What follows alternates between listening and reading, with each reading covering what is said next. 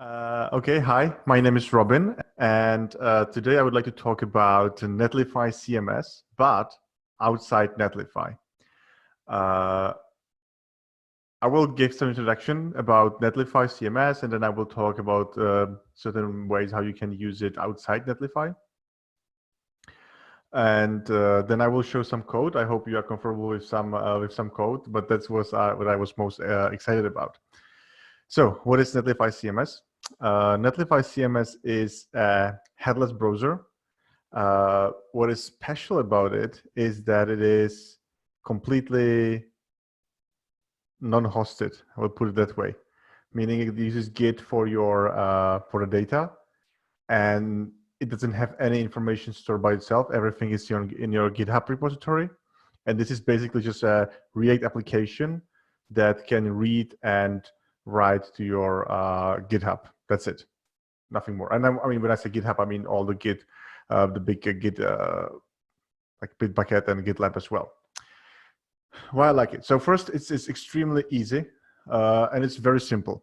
There's also its biggest disadvantage. If you compare it to something more sophisticated, like Contentful, for example, Netlify CMS is good for, I would say, like personal size, or something that's not very big. So this is how the UI looks, for example. It's not very much configurable, but you can write a blog post, you can upload images, you can write, you can define your own fields. I really like what Ulink was showing with the model. Like this has some ways how you can define a model. It can read your repository, and it can either read files when you have, for example, blog posts, one blog post per file, or use some JSON or YAML files to read something like more structured. I use it, for example, for a list of my talks, and I only add, I don't know, an image or a title, and it works pretty well. However, I wouldn't recommend it for like big projects, or even when you have multiple contributors. But for me, it was pretty fine. However, oh yeah, let me go again. So how it works is usually when you use Netlify with Netlify CMS, is that Netlify CMS talks to GitHub, it reads the data, eventually creates a new commit with the changes you've made, and then it triggers Netlify, and Netlify builds your website, and your website is live. So this is the usual way how things work, and it's kind of okay. What I want to do, how you use that is very easy. As I said, there is nothing on Netlify servers. The whole thing is one big, basically React application. It's just the front end, it loads, you only add 2 files into your project. That's the index.html, which loads the JavaScript. And then the second file is the configuration. And as you see, you define where the data lives, and then they call it collections, but it's the models Ulink was talking about before. Like you have a block, and it lives in a folder called block, and there are some other configurations.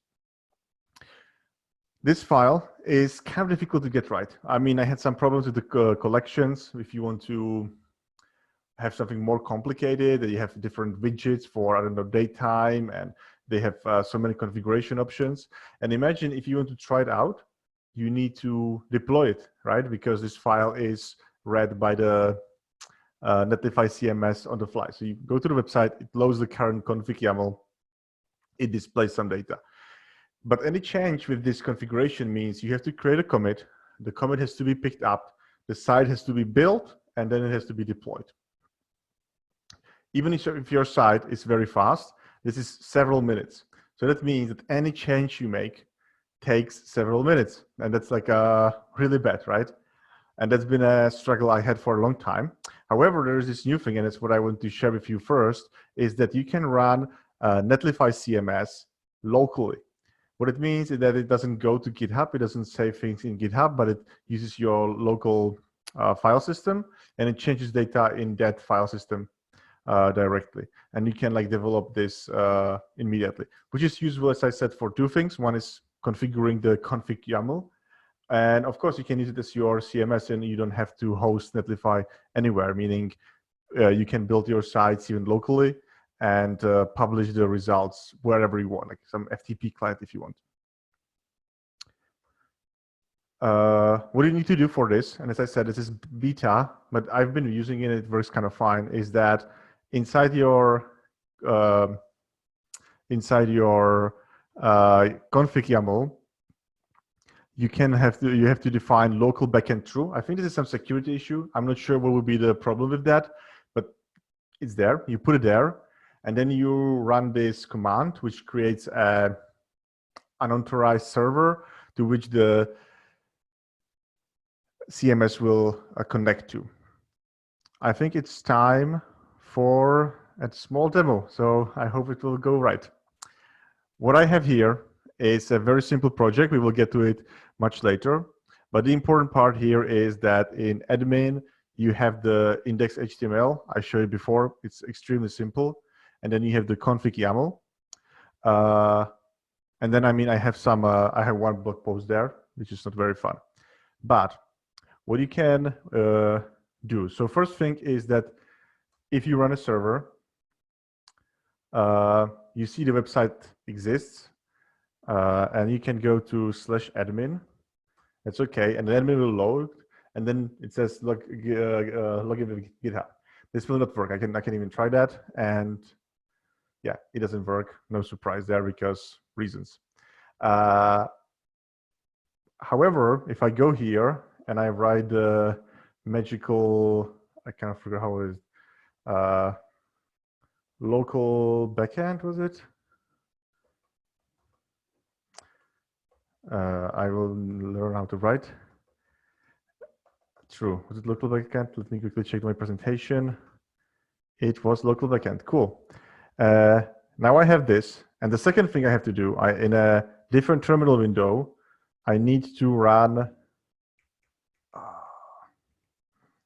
the correct command, which I also will copy from my presentation. I cannot copy it from my presentation. And paste Netlify CMS proxy server. I know. Let me do it again. I don't want to write it, but I have it here. And in a different terminal, I will run the server. Now, hopefully, both of those are running. And when I go back to this address and load it, yeah, you see it changed. Now it says just log in. So when I click on it, I'm logged in. I'm in the interface. I can go to the detail of the blog post and change it. And if I, let me show you some change, like houses on rocks. That's kind of funny, right? I do publish now. And when I go back, I see that this file has been changed. And that's exactly as we expected. There's a change in the title, and also change in the quotes for some reason, some styling thing. Maybe it's a new one. So this is already, I would say, pretty useful, but we can get much further.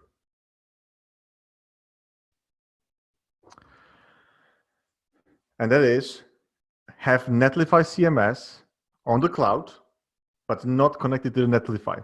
I'm actually a really big fan of Zeit. However, they renamed themselves recently to Vercel. I'm not sure if you knew that. It's like, I don't know, last week it happened, and I still have to get used to it. So if I say Zeit or Now, I mean Vercel. And even my project still uses the name Now somewhere. So it seems pretty easy, right? You can just replace it, and then when you create a commit in GitHub, it will just trigger a different server. It wouldn't trigger not Netlify, it would trigger Vercel. That is not how it works, because technically Netlify does much more than just compiling the website. I didn't show you everything in the diagram. This part couldn't work. You cannot connect to GitHub directly from a React application. What you need is you need some authorization. And for authorization, you need server. So there are technically two ways how Netlify does that. The first one is called Git Gateway, which means that Netlify will create a server that will kind of have the credentials to your Git account. And Netlify CMS will talk to this gateway, send it commands. The gateway will authorize them with your credentials or API keys. and send it to GitHub and return the result. What is good about this is you don't have to have anything like any connection between Netlify and GitHub, Netlify CMS and GitHub, and it talks to some secure server which can do many things. The second option is you can have just the authorization by Netlify. It's called auth. It's using the auth 2 protocol. And while at the beginning it's kind of complicated because it has to authorize at GitHub, later what you have is Netlify CMS talking directly to GitHub without any other middleman or anything like that. So this is great because if you want to implement it, it's probably much easier, and that's what I eventually did. But first, let me compare these two approaches. Git Gateway, it captures all communications versus in the auth, you only start a login and then you don't care what is there, meaning you kind of have less control over what will be communicated between GitHub and Netlify CMS. However, with Git Gateway, you can have custom users because in the end, whatever users you want to have, whatever you support, you can. With GitHub auth, you use existing GitHub users who have to have write access to the repository, which, I mean, for my use case, for example, was easier because I have a very easy use case and it's for my personal website. And then the biggest problem, when you have a gateway, it's a full-featured server and it has to have a database. For example, for the users, it has to save the API keys and everything somewhere. So it has to run. It has to be full-featured server. Versus for GitHub or auth, you only need 2 endpoints, one for initiating the authorization and one callback for GitHub. And I will show you later because that's what I went with, of course. If you would like to run your own Git Gateway, it's all open source. It's possible to run it outside Netlify, but it's much more work. So that's what I want to tell you. Okay, so how auth 2 works. So what you need is that you need to create this server in the middle, which will authenticate you for GitHub. And this has to be your server. It can't be static, it can't be front-end, it has to be some backend application. Netlify CMS will call one endpoint called, for example, auth. This thing will redirect to GitHub login and add certain keys, which are stored with there. When GitHub authenticates the user, it will call back the second endpoint on auth with some token, and then you can pass this token to Netlify CMS through a window.post message, which is kind of strange, but it works pretty well. And then you have a connection between Netlify CMS and GitHub. What you need to do for this to work is that you need to change several things. The first change you need to do is in the config YAML, which normally talks directly to Netlify servers, and it's kind of hidden that it does that. You need to change the base URL to be your domain, and the authorization endpoint has to be some endpoint you wrote with the one we just defined. This is the first, I would say, complication, is that this base URL really has to be like full URL, including the protocol and the whole domain. It has to be your production domain on which you want to eventually run it. So if you are used to have these preview URLs, meaning URLs for when you try things out, on this URL, Netlify CMS will not work. So that's one thing you have to keep in mind. So I guess let's do a demo. I will go back to my code. So why did I choose the auth 2 was that on Vercel, how's the different name? On Vercel, you can have serverless functions for free included. And while serverless functions have some limitations, they're great for this kind of use case because you don't use them very often, but when you do, they just perform what you want and they work. You see that I already have the base URL configured and the authorization endpoint is configured as well. So they live in this API folder, and I have these two endpoints here, the auth and callback, and I also have some shared library in there. I will walk you through how it works on a rough level, and then I will show you how it works in real life. So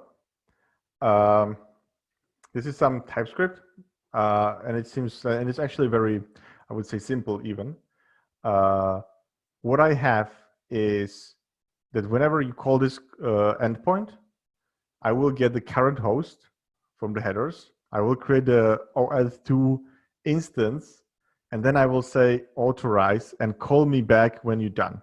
And that's kind of it. Like that's not much else. And then I say it's a redirection with 301.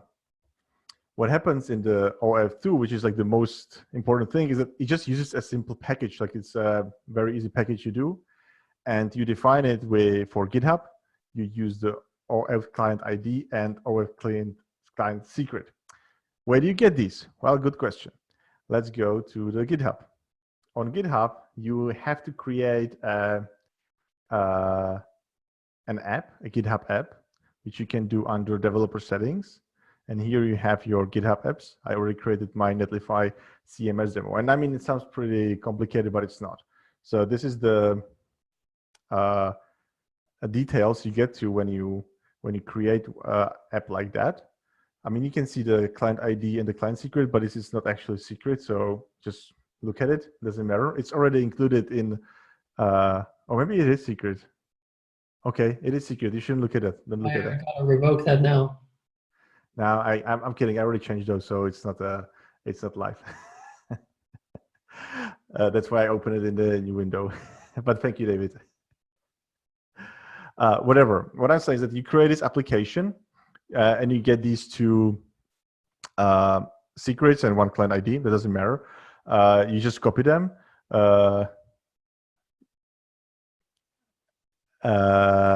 What is important here is two things. This authorization callback URL has to be the callback API, because even though, I mean, this is one thing I didn't understand. Like, we kind of define where we would like to be redirected here, and we define exactly the same thing here, and they have to match eventually. I think that only one would be necessary, this one, but you have to provide both. What is also important is that you have to define certain permissions. You have to have permission to read the content, and I think you have to have, oh yeah, this is mandatory to have the metadata, but the content has to be read and write, obviously.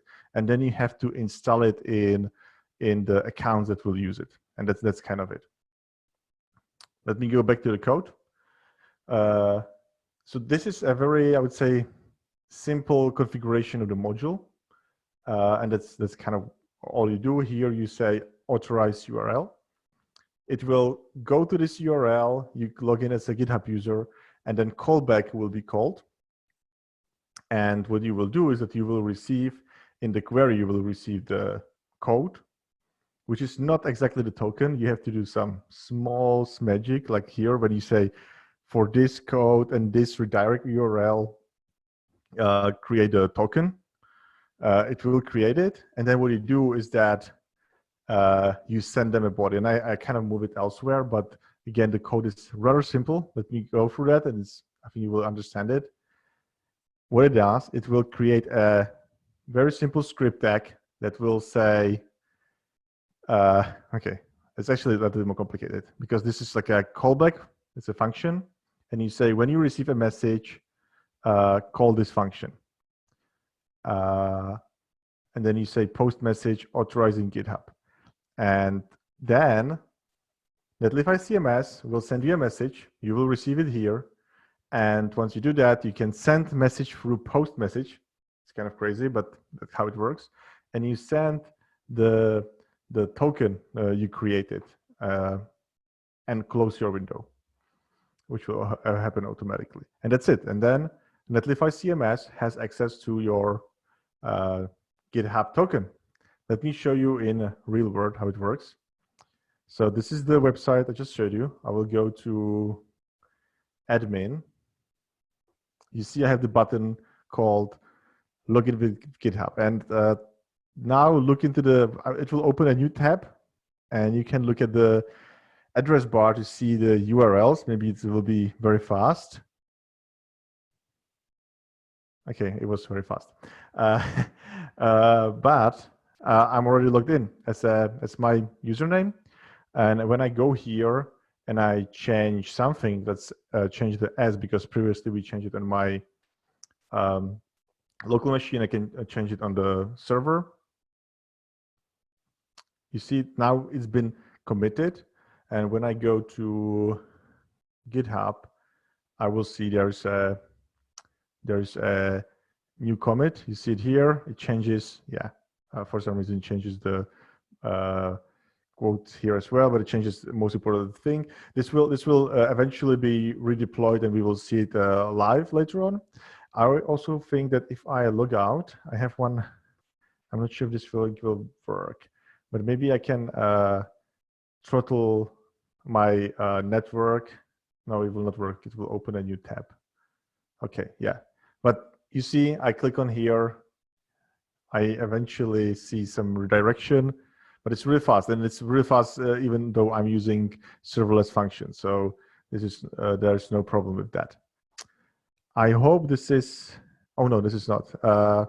One more thing I wanted to show you. You already briefly showed it. On this side, I write the whole use case, how you want to use it. So if you would like to take advantage of this for your personal project, you kind of only take the files from the repository, and then you follow these steps of creating the GitHub app, setting the environments, and deploying the website. And I recently did it with my own personal site, and everything worked well. So I hope that you found this kind of interesting. And if you have any questions, I would be happy to answer them.